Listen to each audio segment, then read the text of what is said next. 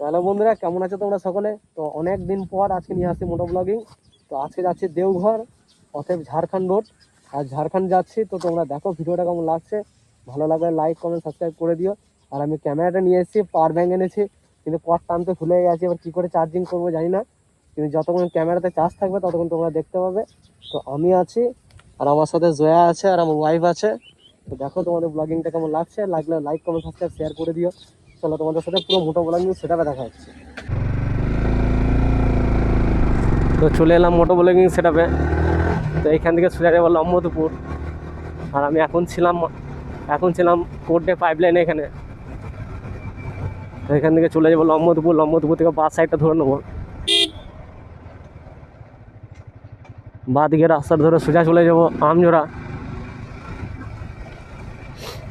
আর এখানে আবার রোডটা রিপেয়ার হচ্ছে, সাইড রোডগুলো সব।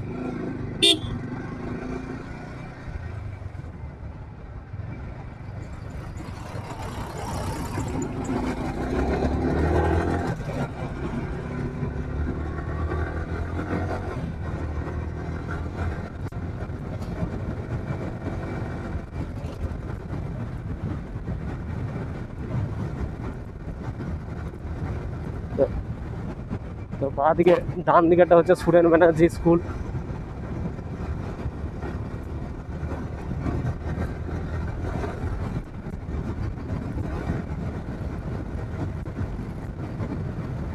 আর আমার কাছে খুব একটা তেলও নেই।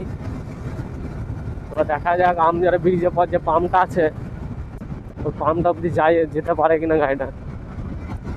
কদিন ধরে তেলই ভরা হয়নি গাড়িতে। আর মোটা বলে আনিনি, তার জন্য, যেহেতু বাইকটা ঘর থেকে বারও করা হয়নি।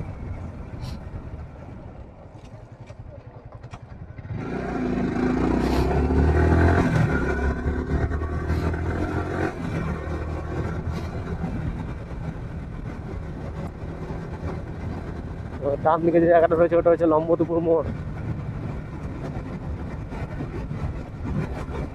আর আমরা এখান থেকে বাস সাইড কেটে গেছে, আমরা বাস সাইড দিয়ে চলে এলাম।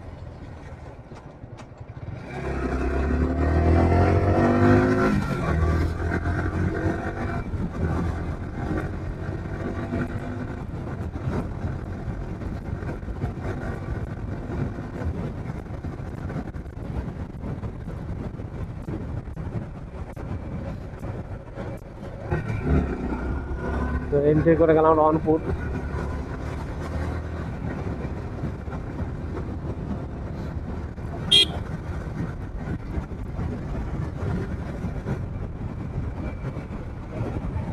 তো এটা হচ্ছে রনপুর।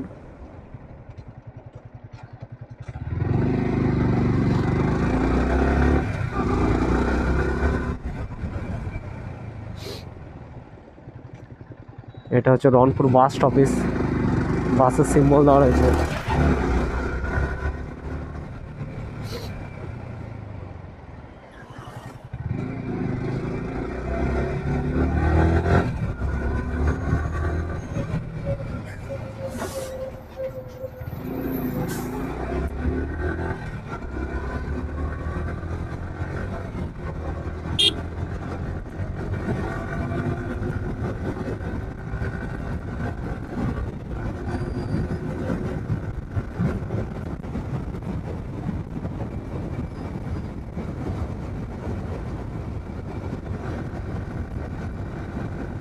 তোমরা যারা যারা ইনস্টাগ্রামে আমাকে ফলো করে রেখেছো তারা তো নিশ্চয় দেখেছো অ্যাপাচিনির রাইডটা এখানে।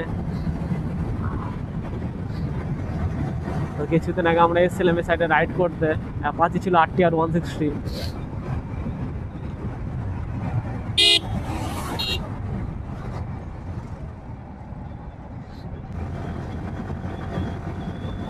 আমার প্রচন্ড পরিমাণে ঠান্ডাও লেগে গেছে।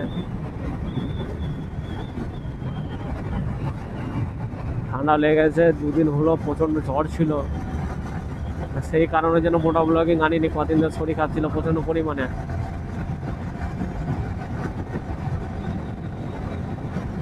তো দেখতে থাকো ব্লগিংটা, তোমাদের কেমন লাগছে। আর লাগলে লাইক কমেন্ট সাবস্ক্রাইব শেয়ার করে দিও। যেটা তোমরা ভিডিও ওয়াচ করছো কিন্তু কেউ কমেন্ট করছো না বা শেয়ার করছো না, আমি দেখতে পাচ্ছি। যেটা আমার বামদেবের ভিডিওটা 300 সামথিং ভিউজ চলছে ভিডিওটায়। তো দেখি এক দুজন কমেন্ট করছো, আশা করি লাইকের সংখ্যাও নেই। ভালো লাগলেও নিচে কমেন্ট করে লিখো যে না দাদা ভালো লাগছে না, দাদা হোক বা ভাই হোক বা যাই হোক, যে ভালো লাগছে না তো ভিডিওর কোন পার্টটা ভালো লাগছে একটু কমেন্ট করো।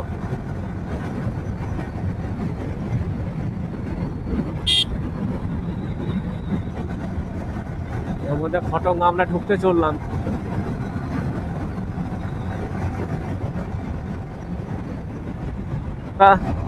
ফাইনালি এন্ট্রি করছে বর্ডারে।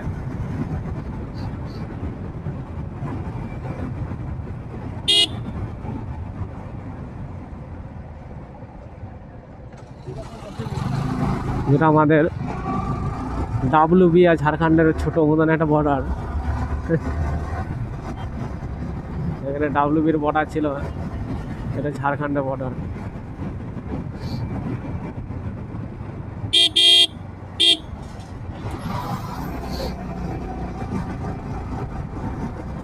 এই দেখে না,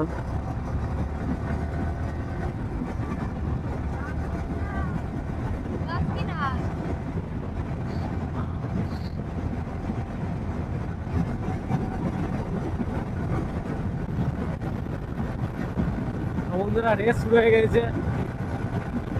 আমরা যে এমপিএল ক্লাসে 350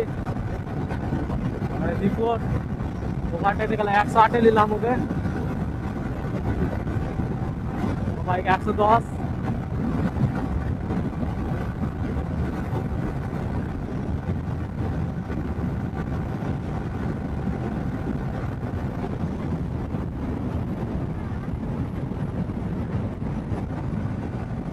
এখন রয়্যাল এনফিল্ড বাসেস ইয়ামা হয়ে গেছিল। তো ফাইনালি দেখো পাহাড়টা, এই জায়গাটা এসে মন শান্ত হয়ে যায় পুরোপুরি।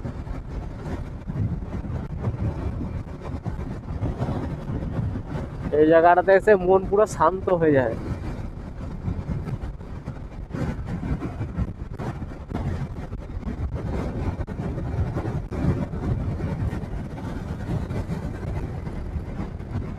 দেখো ডান সাইডে পাহাড়টা, বাঁ সাইডে পাহাড়টা। আর আজকে যেহেতু কুয়াশা, শীতের সময়, সেই কারণে যেন কিছু কুয়াশার জন্য পাহাড়গুলো পুরো ঢেকে রয়েছে, পুরো পাহাড়গুলো কোনো ভিজিবল নাই ডান দিকে আর বাঁ দিকে।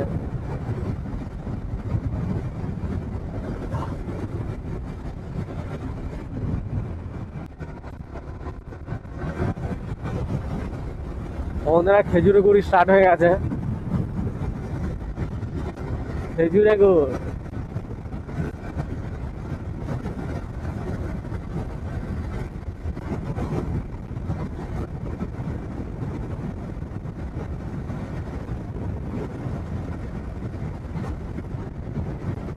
তো বন্ধুরা যখনই আমার মাইন্ড যখন পুরো হ্যাং হয়ে থাকে বা মন মেজাজ খারাপ থাকে, তখন একটাই মাথাতে খেয়াল আছে যে ম্যাসাঞ্জর। এই যে পাহাড়ের একটা শান্তি ভাব, এই একটা ঠান্ডা হাওয়া, যে যারা রাইডার হয় বা যারা রাইডার তারাই জানে যে পাহাড়ের একটা ঠান্ডা হাওয়া তাদের কাছে কতটা গুরুত্বপূর্ণ, বা তাদের কাছে ফিলটা কেমন হয় ঠান্ডা হাওয়া। তো তোমরা যারা যারা রাইড করো, বা যারা পাহাড়ে রাইড করেছো, বা কিংবা বাইক যখন তোমরা রাইড করো, বা তোমরা যারা রাইডার, জানি না কারা কারা আমার ভিডিও দেখছো, যারা ভিডিও দেখছো তা বাচ্চারা রিয়াকশন দেখছো, তো তোমরা যারা যারা আমার ভিডিও দেখো, তার নিচে কেউ যদি রাইডার থাকো বা এমনি বাইক চালাও, তো তারা নিচে কমেন্ট করে বলবে যে হ্যাঁ দাদা ভাল লাগে বা ভাল লাগছে বা ভাল লাগে জায়গাটা। এত সুন্দর জায়গা আর এত সুন্দর ঠান্ডা হাওয়া প্রকৃতির।